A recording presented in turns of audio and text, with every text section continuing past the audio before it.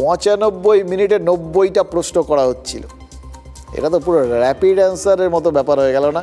হ্যাঁ, rapid question answer round, যাদের মধ্যে এই যে মানে 90টা প্রশ্ন, তার মধ্যে 65টাই নাকি হ্যাঁ বা না বোধক, আর বাকি 25টা ব্যাখ্যামূলক। মানে একদম কম্পিটিটিভ এক্সাম, জানেন তো, একদম পুরো দস্তুর এক্সামের রেজাল্ট।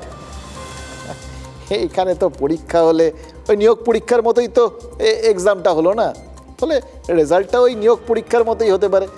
শুনছি হ্যাঁ বা নায়ের উত্তরগুলো অনুব্রত বলেছেন মনে নেই, আর ব্যাখ্যামূলক প্রশ্নের উত্তরেও কখনো বলেছেন ফোন করেছেন, কখনো বলেছেন ফোন করেননি, কখনো আবার বলেছেন ফোন করেছেন কিন্তু গালিগালাজ তওবা তওবা ও সব করেন না। হ্যাঁ, খারাপ কথা।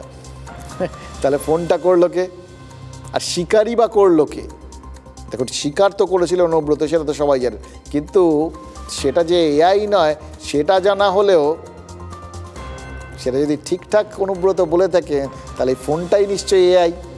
এটা ভেবে দেখুন, ভালো পড়ুয়ারা পরীক্ষার আগেই রেজাল্ট বুঝে যায়। পুলিশও কি তার তদন্তের রেজাল্ট আগে ভাগে আন্দাজ করতে পারছে, নাকি তাদের আগেও অনুব্রত আন্দাজ করে ফেলেছে?